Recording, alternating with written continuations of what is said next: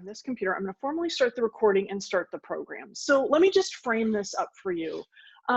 Strategic doing, the beauty of it, it's so elegant, and some of the beauty of it, and you can all appreciate this, there is no money required. There is no permission that you have to get from anybody. You all know how to do what Yaz is going to teach you to do. You know how to talk to people. You know how to ask people questions. You know how to frame powerful questions, whether you know it or not, you know how to do it.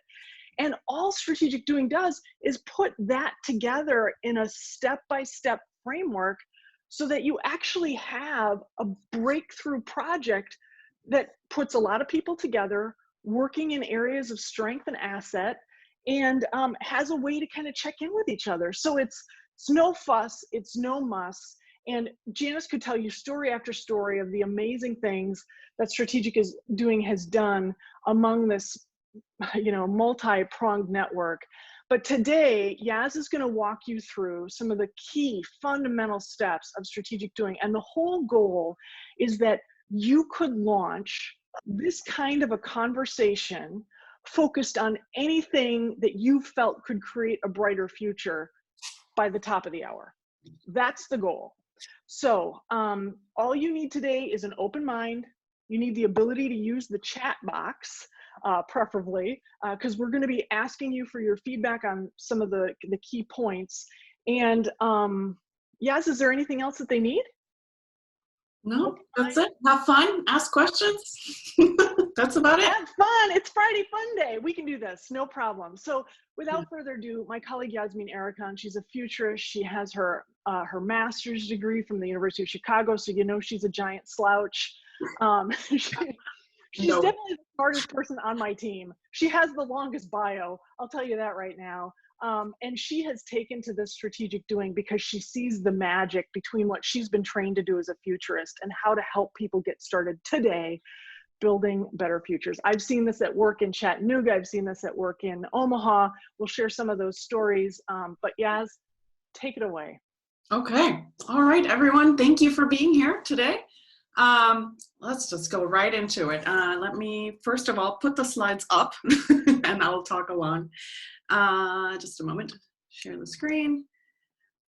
Here is, okay. Let's do this, and Here we are. You can see your slide. Yes. Okay, thank you. All right, here we are. So, Rebecca, ooh, what just happened? I'm sorry. I'm a futurist, not a technologist. Here we go. Good clarification. Oh my God. Okay. Just push your arrow keys. That's the best way to play it. Let me try this other thing. While you're getting your tech back up and running, I do want to tell one quick story on the Chattanooga Velocity 2040 group. So we had done the whole foresight process with them, and we knew we wanted to do strategic doing to like get them going.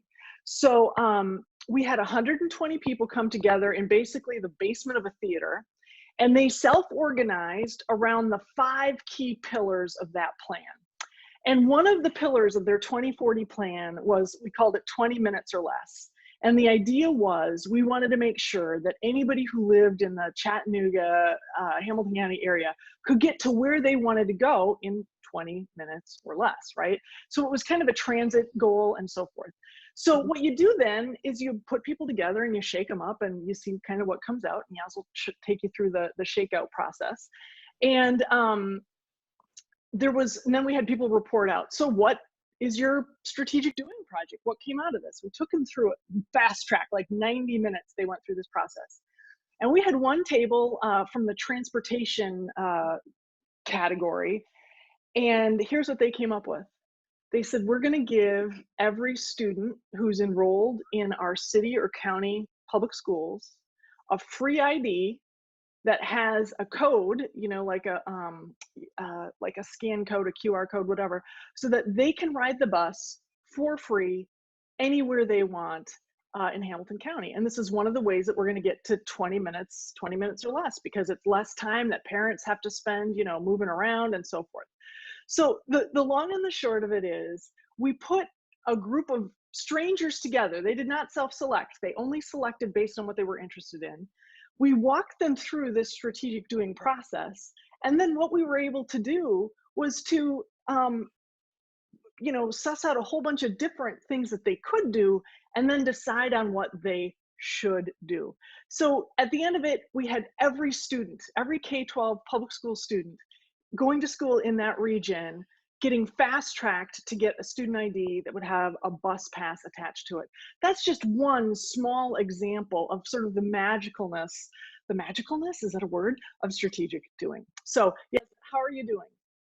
Okay, I think I have it figured out. Have a workaround? Yes, oh my God, okay. All right. I'm so sorry, but thank you. All right, so, okay, we've already covered why we're here today, so let's go into this. I'm going to tell you about the main ideas that are involved in strategic doing. When you do strategic doing, you technically walk through a series of 10 rules or 10 steps, if you will.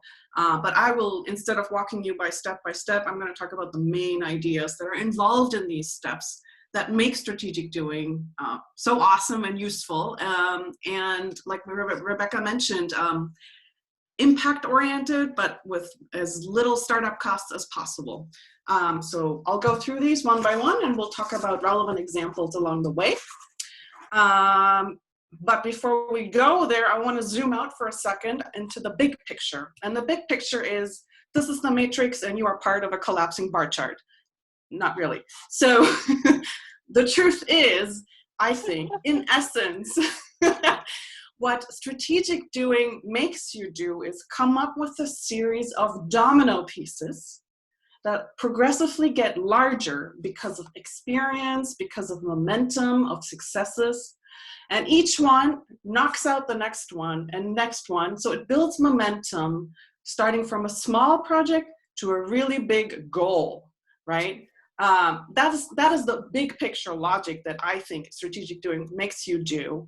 And here is, like, when you do your very first strategic doing workshops, you create the first domino on the leftmost corner, right? And over time, you build up to the big one. Now, a fun fact, a University of Toronto professor has found that basically a domino piece can knock out another one that is about 1.5 times of its size. So if you start with a 5mm one and you line up 29 progressively larger pieces, you can knock out the Empire State Building. So if he can do it with a 5mm piece, I think you can use this approach to start with a small project to knock out whatever your big goal is. That's messy and hard. However messy and hard it is to address, you can do it too. You can knock it out. So let's go with that. That's the big picture. Now let's go into the first of the concepts I want to cover today. Each one of these concepts comes into play each time that you work on a domino piece. So one of these big ones is the 4 questions. When you walk through these 10 rules or 10 steps, what they do behind the scenes is help you work through 4 questions. And those are, what could we do? What should we do? What will we do? And what's our 30-30? Now, I will elaborate what 30-30 means later. But these are the 4 questions. And why these 4 questions? Because functionally what they do is they actually help you break down 2 questions. 2 questions of strategy are, where are we going and how will we get there? And to make this more possible to address, strategic doing breaks these 2 questions down into these 4. And then these 4 get operationalized in 10 steps. So that's sort of the process there. But this is a big thing because everything you do will align with these questions. Now, before you get started on the first of these 4, which is what could we do, one of the first rules is to start with a framing question. Now, what's a framing question? So the point is, one of the first rules is your team has to start around a question, not a topic. And also, it's not just any kind of question, but an appreciative question rather than a problem-centered one. So I'll go more into this. Why does it matter what kind of question you have? It's because if you use the right kind of question, that can help you and your team discover how you create shared value together. And I want to demonstrate this using this math problem. So everyone take a look at the first one, right? What is the sum of 2 plus 2? How many answers are there for that one? I think most of you will say 1, or every one of us, right? But if you look at the second one, it's a rearticulation of this mathematical problem that has an infinite number of solutions. And so that is the effect. The effect of the second question, this infinite solution approach or mentality, that is the effect you want to achieve with your framing question that you develop at the start of a strategic doing project, because it will guide everything else. Getting this right is critical. Okay, so you might say, all right, that's math, great. What does it look like in not math terms? So let's look at some examples. Here you will see on the left side what is typically a problem-centered question about a problem you may or may not want to tackle. And on the right side, you will see a rewritten version of it. There's more than one way to rewrite a question into an appreciative one. But so you'll see that appreciative questions tend to start with words like imagine, or what if, or what would it look like, that kind of language. What it does is it helps you think about the problem, the issue, not problem, in a more expansive manner. It helps you spark imagination and not focus on boundaries and constraints yet when you're brainstorming. And so that's the questions on the right. One of those in that kind of a style is what you want to start with when you're getting started with strategic doing. So let me stop there and turn to Rebecca. Rebecca mentioned Omaha, Chattanooga. There are several examples where we've used this. Yeah. Rebecca, can you share what were some of their framing questions, for example? Yeah, so the way that we've done this traditionally when we do foresight projects is these foresight projects show us kind of the big wicked problems or the big hairy issues that we have to get right in a community. And that's what we build the vision around. And then we come back and we start the strategic doing process with multi-stakeholders so that people start to develop, the momentum. So a great example is in Omaha, Nebraska, when we did our first strategic doing workshop, we had our 3 big issues: people, place, and prosperity. Now, those are just single words, and those words mean different things to different people. So similar to what I was telling you about the Velocity 2040 project in Chattanooga, we had people vote with their feet and go to the tables in the room that resonated with, I want to work on people issues, I want to work on place issues, or I want to work on prosperity issues. And one of the groups that gathered at the people table, they set up a framing question of, what would our region be like if we truly cared for all people? What could this region be like if we truly cared for all people? And you can feel how big that kind of a question is, right? It's much different than a question of what can we do to hang on to young talent, which feels like, right? Totally different tenor. Over to you, Yaz. Okay, that's awesome. That's a beautiful question. And so, yeah, so one of my questions would be for you all, what's a framing question that you might want to address? If you can write this down for yourself, because in a couple slides, I will ask you to work with this question. Just brainstorm one. And if you're brave, please feel free to share it in the chat box with the rest of us. Yeah, and if you are brave and you share it in the chat box and it feels like too small of a question, we'll help you workshop it right here. We'll help you workshop it right here. So this doesn't have to be perfect for all of you A-type perfectionists, right? So can you think of a framing question that's open-ended, is imaginative? What would be a good framing question? Janyce, Fadden, why don't you throw a framing question in here? Linda Harris, I know there's an issue you're working on. TC, Teresa Coleman, you can make stuff up on the fly like nobody's business. So let's see what you guys have to say about a framing question. I know they're hovering over their keyboards right now. Yes, I can just feel it.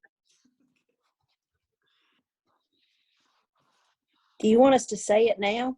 Why don't you, yeah, go ahead and say it, or you can put it in the chat, but say it, Linda. Oh, put it in the chat. Oh, no, follow you say it. directions. You're already off mute. You tell me. Oh, what would it be like to have an equitable city? What would it be like to have an equitable city? I'm going to put it in the, Yaz, what do you think? I like it. I like it. What would it Janyce look? yeah. You can also, maybe the word equitable doesn't mean the same, or what does it mean? Perhaps you can translate it into what is a fair and inclusive, or what are some other words to go with it? But yes, that's the right trajectory. Yep. Right. And so Janyce came in with, of course, a great one because she has so much practice doing this. You know, when your book gets its foreword written by Yo-Yo Ma, you know that you're onto something good. Janyce, imagine everyone in our community reached their potential. What would that look like? Teresa Coleman had one, and here's one where we can coach it a little bit, okay? So Teresa says, how can vacant properties or dilapidated property be transformed to affordable housing, right? That feels a little bit problem-centered, right? Because it feels like she's trying to fix the dilapidated or vacant property issue, but the goal is, you know, affordable housing. So how could that question be reworked in your estimation, Yaz? Let's see. We got to step away a little, zoom out of the problem and say, for example, imagine if everyone had a home they loved, or what would that look like? Maybe that's one thing. This is the process. Framing questions are not like, you don't get them right the first time either. Yeah, I mean, have you ever tried to sew something from scratch? Like you have to create this pattern, right? And it takes a long time because otherwise the pants are too tight. I'm just mentioning it for a friend. Okay, Erin Anian Gentile says, imagine if all our career advisors were open to working with clients in a virtual setting. I can imagine, Erin, that like a tiny tweak on this might be, imagine that career advising could take place anytime, anywhere. Right? So, because the way that you've written we're so used to looking at problems. I don't know, were you raised Catholic? We're so used to this, right? So we focus in on the problem statement, right? Which is maybe our career advisors are a little bit resistant about virtual advising. So how do you flip that into something more generative? Well, I can continue to make comments in the chat. Janyce Fadden says, framing questions are a back and forth exercise that can take many tries to get to the one that excites people. But such a good point. This is iterative, right? And often you want to get your question done either at the very least at the very beginning with your team, but sometimes you can even do this before you gather your group of do-gooders together and think with one or two people about what would be a really inspiring question. So go ahead, Yaz, and I'll continue to work in the chat if people want to continue to throw some framing questions in there. And thank you, Janyce. Okay, yeah, thank you, everyone. Right, this is a process, and as I mentioned, if getting this question right, it has to speak to every member of your team. It has to be inclusive. It has to excite interest and enthusiasm. If you can get this right, the rest of the process will be much easier. And it shapes the outcomes. So start with the right question, one of the major points. Let's move on to the next one. Another major concept I want to cover is the linking and leveraging of existing assets. Now, that's a lot, so we're going to unpack it. Basically, what this concept involves is every member of your team or your group sits down and thinks about existing assets they have. Now, what do I mean by that? In strategic doing, we look for 4 kinds of assets. So physical assets like office space or a meeting room or access to a playground, whatever it is. Skills and knowledge are assets like computer graphic design skills, or you have writing skills or what have you. Social and network skills, this could be you're part of associations or formal or informal networks. These all have to be relevant to your framing question though. This is not an infinite inventory. This is what assets do you have access to that can help you potentially with this framing question that came up previously. And another important point here is that these must be assets that you or your team member is willing to share with your team, not with the whole planet, but just with your team. Of course, the last point is, you must either own it or have certain direct access to it. This is where this idea of not having to wait for permission or for extra money, this is part of where it's coming from, right? It's because you start with existing assets, and you start with existing assets you have access to for sure. This is critical. And so once you have come up with an inventory for every person and they're sharing it with the group, now comes the extra fun part, which is you're basically going to play connect the dots. So this is the leveraging part, which means together you brainstorm what ideas for addressing your framing questions that connect two or more of these assets together. So this way you're building up, or you're brainstorming a range of options using what you already have going on in your group. And doing this activity, this whole concept, this is what helps you answer the first of the 4 questions, right? What could we do to answer this framing question? So I'd like to come back to Rebecca on this point. Again, back to your example. Can you name some examples from your experience of options that were brainstormed, assets that were involved? Yes, I've got several things come to mind. And yes, I'd ask you to just check where your microphone is, because every time you move, which is fantastic, there's a that's happening. Oh, I'm so sorry. Yeah, okay. That's okay. So, after the Trump election, all of Madison, this liberal, progressive, crunchy granola town that I live in, was in a bit of a funk. And one of the city aldermen came together and he was like, we're better than this, we're bigger than this. And so this was like in conjunction with the march after so forth. So I'm sorry if I'm offending anybody's sensibilities here, but this is the best example I can give of just random strangers coming together to think about what they could do. And I and several other people were facilitating this, and I eavesdropped on this group, and literally this is what I heard. This may be a group of 8 people. It's kind of a large group. And one guy was like, well, I know how to code. He was like a younger nerd. I know how to code. And the next person said, oh, we have a family foundation and we give like $10,000 grants every quarter, so, I have access to, at least an application for money if we would need money. And on and on it went, kind of around, and this one guy goes, I have a huge living room. We could meet there next time. And it was just beautiful, because it was like everybody was offering, what they could, it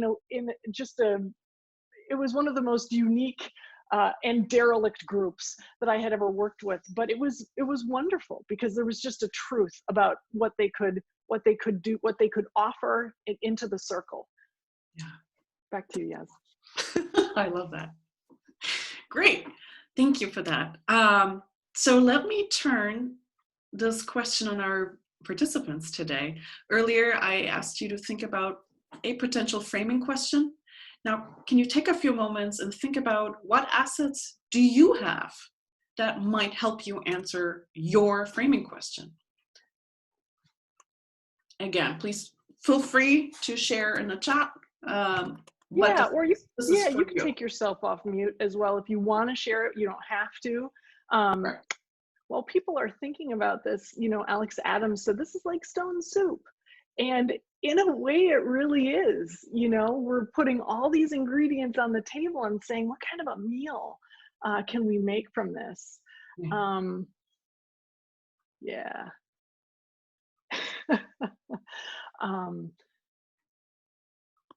So yeah, these assets can come in all different flavors. And one of the things that I put in the chat, Yaz, as you were starting up, was sort of step 0 is to think about who the do-gooders are that you could convene for this.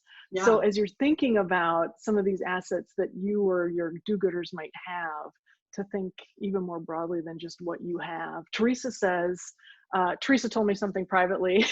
Sorry about that, Teresa, I just outed you. But she just gave me a whole list of things that she's got access to.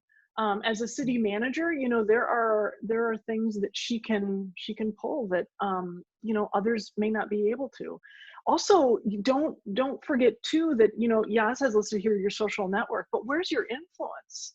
You know, Joan Gilman is a great example. She has the power to convene some groups that I would not, right?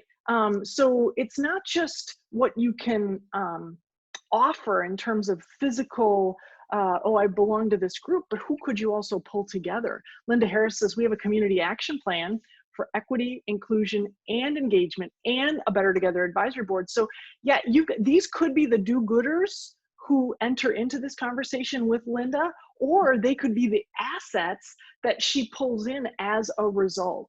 Yeah. So nothing is off the table here. Exactly. Yeah, over. And there's even, based on my experience, as you work through a project, you end up thinking of assets you didn't list the first time, but they become more relevant as you get into something. And these don't have to be all formal assets, like I'm, you know, trained in so-and-so. Maybe if your side hobbies could even come into play, right? It depends on what project you're working on. Okay, so let me move on to the next concept that is majorly involved in strategic doing, which is, so let's say you're halfway through the process, you've brainstormed your options, you got to pick one. You got to pick one. You've documented them all, but you got to pick one to flesh out in more detail. And which one do you pick? Well, the one you pick, it's called the Big Easy. And what is the Big Easy? It's the project that your team thinks has the highest impact and is the easiest to accomplish. You need it to be both. Why? Well, it's not necessarily a project idea that directly tackles the big goal you want to reach. It may be something much, much smaller, in part to make it more doable at this stage. Because what is the point of picking this Big Easy? Well, if you have small but successful projects, if you start with one, you build the experience and new connections and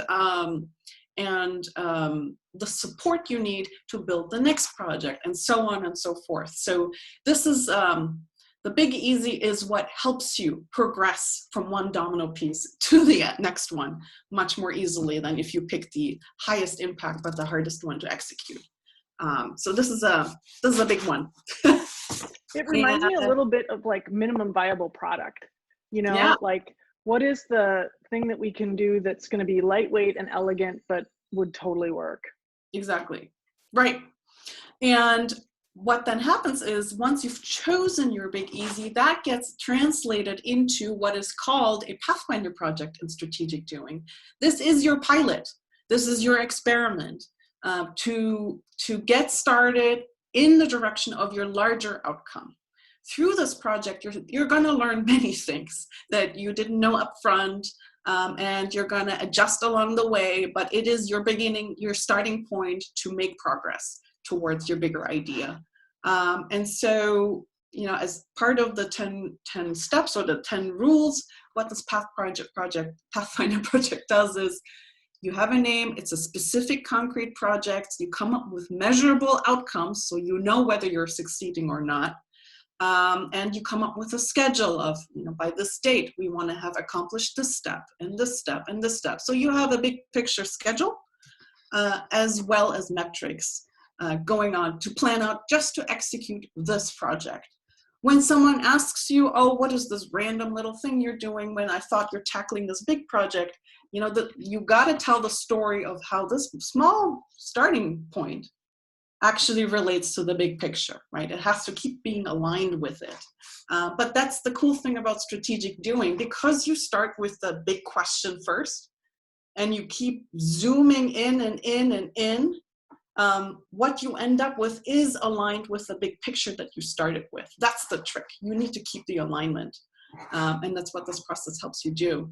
And so as you execute one project at a time, again, like I said, you build experience and then accomplishments and new connections. Those new connections come with new assets and support and promotions, and just, you got to get the word out about your project to get support from it. So that's how you build it out. When you successfully execute your project, as you see in this starting domino collapsing, that's one step at a time. That's how you get to your end goal. So that's another one, the Pathfinder project, one at a time. That's how you get started. And then the next and final major concept I want to talk to you about is what I mentioned earlier, is a 30-30. You can call it a 14-14, a 7-7. What this really means is it's a shortcut for periodic meetings. Every 30 days, in this case, or every 14 days, or every week, it's up to you. Your team gets together with a list to review what has been learned and accomplished since the last meeting. What didn't get done? If it's still needed, then how will we get it done? So this is an opportunity to both review what has been accomplished, what has been learned, if the project you're engaged in, if the path you're planning still makes sense in light of that learning, and what to do for next time. So what this process does is, because you meet frequently, periodically, right? And everyone has something to do to get done in time for the next meeting. So this is an approach to have you do an iterative approach to learning and implementation, right? You can adjust along the way. This is key, right? Instead of planning once and executing and falling flat on your face, perhaps, or maybe not, this is how you keep each other accountable of what happens, what needs to happen, and it helps you adapt to what your circumstances going forward to get this project done. And let's see, yeah. So the accountability, and this is how you meet with each other. And we have an awesome template that you can use each time to write down, so-and-so says they will get done this and this by this and this date. That's what these 30-30s are supposed to do. And then, let's see, that's about, yeah. So this was the last of the major concepts. Let me go on to the next question, which is, what questions do you have about this process? Yes, some of these have been covered in the chat, and I don't know if everybody has been following the chat, but we had a question about, okay, what's the connection between strategic doing and human-centered design? And Janyce said, like, good question. And Janyce, I don't know, would you want to come off mute? Because maybe other people have had the same question as well, and share the relationship between strategic doing and human-centered design in a paragraph or two? I think there are characteristics. Human-centered design, the way I've been taught and used it, really is still more problem-focused. And I think what we have done in strategic doing is use more appreciative inquiry. And we also like to think about adaptive versus technical questions, and we want to work on adaptive questions, questions that don't have an easy answer, that could have many answers. So that the team that is being deployed is the team that needs to implement the solutions, is where we head with what we're working on. So I think somebody also mentioned collective impact. These are all good processes. And so strategic doing is another form, but it introduces some tools that weren't there, like the idea of linking and leveraging assets in a unique way, so we don't have to ask permission. So that when we finish the session, if Yasemin does a workshop with you, you'll have a plan, and everybody will have an action item. And one of the reasons, there's a lot of reasons why we do what we do, but you want everyone to have some, people always say, well, let's all have skin in the game. Yeah, if you're not in the action plan, if you don't sign up for something in the action plan, you stop getting invited, because this changing a community, changing a company, changing an organization is not a spectator sport. That's right. It's a sport where we all have to get involved and share and be a part of it. And so the system that we've pulled together does that. So it's when we finish, we can write a report, but the report is really just what happened at that moment because things are happening as we leave. Exactly. So that's what makes strategic doing that action-oriented piece that people need that is often missing after they get a strategic plan done. Yeah, yeah. Joe Wade is saying, how do you deal with factors like COVID-19 communities? People are fearful of outsiders coming in at some point. And Joe, I wonder if you're thinking like inviting outsiders into your strategic doing group, or what? Yeah, go ahead. What are you thinking? I'm being a welcoming community to all and trying to get people in is pretty hard to do during a time period when many in the community are fearful of outsiders. You're in a tough spot right now, right? So that framing question has got to be amazing, right? In terms of how we think about what does an experience making organization do to help people feel connected and engaged. In a way, you guys are like the antidote to people feeling isolated, but you might have to think about it in a slightly different way. Well, and all the research says you go to the community first. I mean, our first visitors or travelers or whatever are going to be the community. And it would be really cool if the community really engaged with us.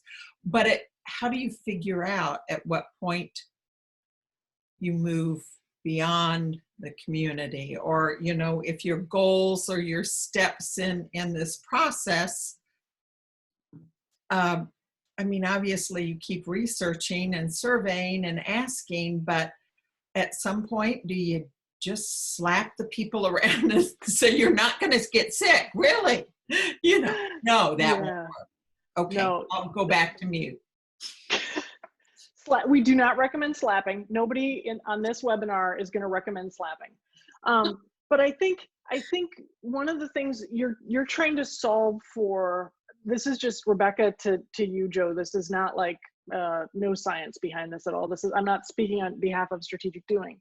But one of the things I think many of us are trying to do is to figure out, how do I do exactly what I've always done, but in this time? And that's the wrong question, in my opinion. I think the right question is what human need is it that we fulfill? And then how do we adapt that for this time? So the example I love to pick on my chambers of commerce, right? Who have falsely believed that they're actually in the meetings business. That's how they make their money from sponsorships. That's, you know, it's like all the glad handing and the happy hours and all that bullshit.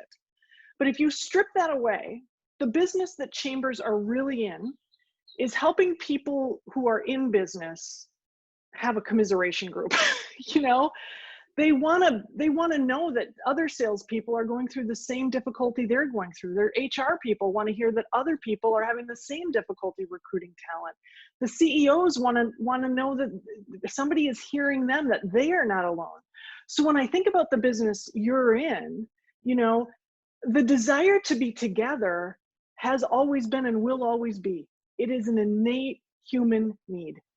So now you just have to bring people together in a different way for a while. So if I was going to sit down with a bunch of your do-gooders, the question I would want to put in the center of the table is, how can we help people from here and from other places connect with each other and to some of our most valuable community assets? So it might be the very same list of top places that people visit when they're in Greater Lafayette, right? But you just kind of figure out how to do it in a different and slightly more engaging way. And that's for now, because eventually people will be able to come back together. But I would look first at what is the human need that we uniquely fill in our role? What is it that we uniquely fill? And then how do we do that in a really cool way that nobody's thinking of right now? I'll stop. I bet other people have got great ideas as well. Other questions for Yaz? Yaz, there were like several things on your bullet pointed list that you just showed. One was Q&A. One was I think there is like a big fat workbook that you want to talk about. Yes, there is a big fat workbook. So we do offer strategic doing workshops. If you're interested, it comes with a workbook. It comes with materials to walk you and your team through step by step through this process. And what you would end up with, what I would help you end up with, is you will have at least one project with guideposts, with metrics, a plan, ideas, or not ideas, a list of things everyone has committed to doing as next actions. This is to get you started in the right direction that you want to go to. And of course, provide you periodic, maybe, what is it? I think 2 to 4 hours of support to help you practice these new behaviors. So that, because you're going to just keep reusing this methodology again for every domino piece you create. So, but you know, practice makes better. So, so I'm here to support you to get you rolling in the direction you want to go. So that's a thing we offer, or whatever your needs are, you can talk to us. Joan Gilman is asking, are we doing the strategic doing with Zooms? We are, Joan. This is the tool that we have right now, and it does work. I mean, it does work. She's coming off mute. Well, I am, because just by doing these Zooms that you are doing, this is a great example for people to adopt and adapt. Maybe you need a training session on how to do this. Believe me, I've thought about it. One of the things I've noticed is some of the really big name speakers who you're like, oh, I want to hear that person speak. They are terrible on Zoom. Terrible. It's astonishing. So our time has come. Zoomers unite. Hey, I do want to tell a couple of quick stories about this because, well, let me just tell one story. Remember I talked about Omaha, people, place, prosperity, right? So this people group got together and asked this question, you know, what would it look like if we truly were a great place for all people? And let me tell you the randomoids who were at this table. It was like the new president who had succeeded like a person who'd been there for 30 years of this college called Nebraska. I think it's called Nebraska Methodist. If anybody's on from Nebraska, it's the teaching college for nurses. So it's like, yeah, okay, yeah, because she came to training. All right, so Nebraska Methodist College, somebody who ran the foundation and HR for a family business, because you know that's how it goes in a family business. You got to do some of everything. They had a guy who, oh man, beleaguered. They have the only domestic abuse shelter in the city that will take women and their children, because evidently a lot of the domestic abuse shelters will only take the moms, you know, they're like, we're not licensed for the kids. So, and then they had a bunch of other, you know, do-gooders who cared about people. So they got behind this question, they created this framing question, and then they went through the process of what are my assets? What could I bring to this? And the brainstorming, I was a little worried that this table had died because they got really quiet during the brainstorming of like what they could do, like what are all the things we could do before they got to their big easy. And then they get to their big easy and they're leaning in again. And it's like, so you're thinking, all right, the dead have been revived. Lazarus, what's going on? And then we had people report out. Here's what they decided to do. Most women who are in the domestic abuse shelter are there for at least 6 weeks, usually 8 weeks. And because it also, they can have their kids there, there's ongoing child care support all the time. Well, the president of Nebraska Methodist College said, oh, it just so happens our CNA training program is 6 weeks long. And the foundation person was like, we really care about getting people upskilled. So by the end of, I just want to reinforce, this was like a 2-hour meeting. By the end of 2 hours, they had decided that they were going to get a 6-week CNA program that would come to the domestic abuse shelter. So the women didn't have to leave, but even if they did, because there were there's lab work and there's patient, you know, interaction that you've got to do through that program. They've got on-site childcare. They had some underwriting for it. They had some immediate funding for it. And then they had other people at the table who were kind of filling in the gaps. I think they had 2 people who did not write themselves down for a next action because, and that's one of the beautiful things about this, not everybody can see their way clear for how to work in one of these projects. So the long and the short of it is, people are incredibly creative. All they need is a structure for how to talk about their assets and what they can bring in a way that's a little more generative and more appreciative. So, I mean, can you imagine, not only did you, I'm just thinking about these women who leave their abuser, move into domestic violence shelter, and come out with a CNA degree, their little family intact, possibly earning more than they did before, certainly having better job prospects probably than they had before. It's really a remarkable example of human imagination at work, and all because of this process that Janyce and her team put together. So it's an amazing tool. Janyce probably has hundreds more stories. I'm gonna shut up, open it up to any additional questions, or yes, if there are no questions, clothing. I meant closing. Closing thoughts. I swear I have not had a drink yet today. Closing thoughts.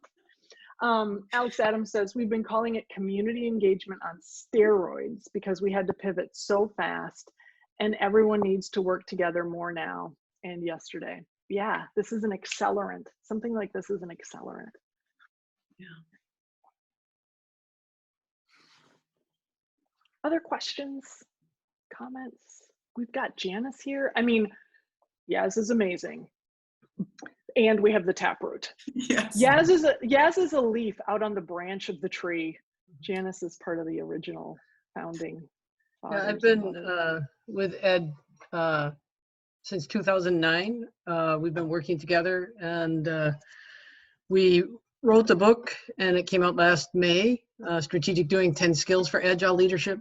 The book is written for you as an individual. You can pick it up and you can read a chapter and say, this is the skill I want to get better at. And you can read that chapter and it'll help you get better at it. We're just starting an online course, 10 Skills for Agile Leadership, where there's workbook exercises to go along with the skill set. We encourage people to come to our 2.5-day training. That's what Yasmin came to, and that's how she learned how to do workshops. Mm-hmm. And where she learned a little bit more about how to use strategic doing with a group. We've been having a group in the Shoals area where I am now. I'm in Northwest Alabama. It's called the Shoals. And we started meeting in January of 2014, 3 or 4 of us. Took about 6 months to get to the right question and form the core team. It was mainly the university, the Chamber of Commerce, and our business incubator. And we thought we would start working on bringing digital knowledge to the community. Very traditional manufacturing community, really not that engaged in the digital economy, sitting right next door to the fastest growing digital economy in the country, Huntsville. So we've made tremendous progress, and we've done a lot of different events, and it's motivated other groups to do stuff. You don't have to have this whole command and control thing. This one group said, hey, we should have a remote worker program. We should try to attract people to come to the Shoals that can work remotely. So we launched that program. Maybe you've seen it in, I think Tulsa has a program like that. So they launched a program, 10 people, you get $10,000. We got over 200 applications. And 8 of the people had moved before COVID came. So here they are in this community, and now we can't even welcome them. They're in their houses doing their remote work. So the Chamber and the Economic Development, they put care packages together, deliver them several times, put signs in people's yards, honk when you go by. These are new people to our community, to welcome them. And the funding organization just decided that they'll fund 25 more. So there are different ways, economic development happens today. That's what and they couldn't have done that without us having all this other cool stuff going on around digital economy with meetups and competitions and coursework. And really it helped bring the university and the community closer together. So it's had a lot of super benefits. But to me, that's an easier problem to work on. There are some really wicked problems that get worked on, like our colleague Bob Brown in Flint, Michigan, who was already having wicked problems. And then they find out that the government was poisoning all of them on top of it. And so they've had quite a good group that's been together also almost about 10 years, advancing equality and equity in Flint. You know, I Janyce, really just for- appreciate you, Rebecca and Yasmin, what you're doing and how you're using strategic doing. Really appreciate it. we wouldn't have done it if you hadn't said, like, you know, you really need to think about this as a good marriage. And it has been. Like I said, we've changed our whole curriculum for Futurist Camp because this is such a powerful tool to get things going. I can't tell you, in fact, just this week, just this month, one of our campers from 2019, during COVID, in addition to his job, his real job, he became the PIO for his city, you know, the public information officer. And he's like, oh, Christ on a cracker, like not trained for that. And he was like, how are we going to talk about this? And he came back to Yaz and I was like, I'm thinking of putting a strategic doing group together for this. What do you think? And it was like, Bob, you are brilliant. And he had it all laid out. But because the process is so lightweight, I mean, I don't want to oversimplify. Because just because something is easy doesn't mean it's simple, or because it's simple means it's easy. But I love the lightweightness of this. This is like one of those balsam wood airplanes. It's like, it's durable, it's lightweight. You can, you know, people can jump in and jump out of the network. It is just a fantastic tool. So thank you, Janyce, for putting this good work in the world and figuring out how to do the certification digitally too. Like now we don't have to come, you know, on an airplane. We can do this online. So thank you. Mm-hmm. Janyce, what's the vision for the Strategic Doing Network? Where do you guys want to be 10 years from now? Well, we certainly want to continue to expand it. We have affiliates that which are mainly universities. Universities are a place for knowledge and innovation to grow in a community. It's usually a thing that doesn't go away. We'll find out with COVID if some do go away. But we also have the Agile Strategy Lab, which is a sister organization where we're doing things beyond strategic doing in the Agile Strategy Lab. We do some lean management, mainly for higher ed or office-based environments, not manufacturing. And we do some, we use a tool for team training, and it really helps you understand whether or not you have the right cognitive diversity on your team. That'd be the easiest way to talk about it. So we're branching out into those areas. We have some colleagues in design thinking, and our thought was to have a seminar, but I think you're motivating us here. How can we start some conversations online first? We're starting to play with some of the online whiteboard tools to see. We have a client in a corporate environment that's using strategic doing and using their a product like Mural. It's an interactive whiteboard. So we're going to see more of that. Yeah, we are. You know, yeah. We're going to see a lot more of that. Hey, as we close out, Yaz, I want you to be able to do your last comment, but I definitely want to be able to show this amazing.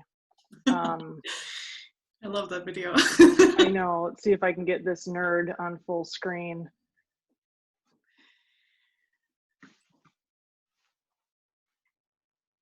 Yeah. So imagine a set of 29 of these dominoes.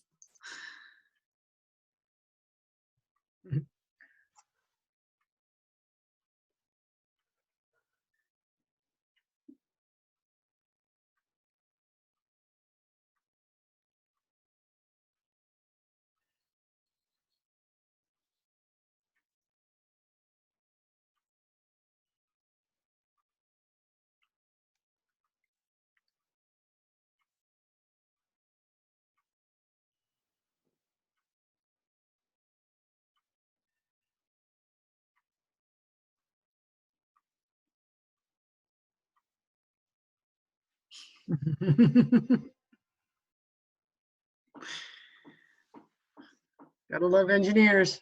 Yeah. I love it.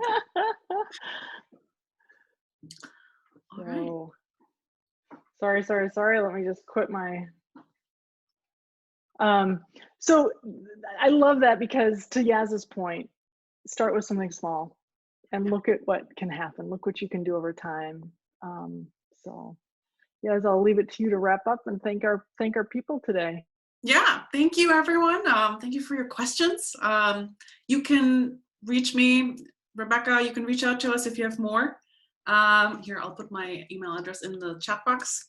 And that's it. Thank you for coming here. Spread the good ideas.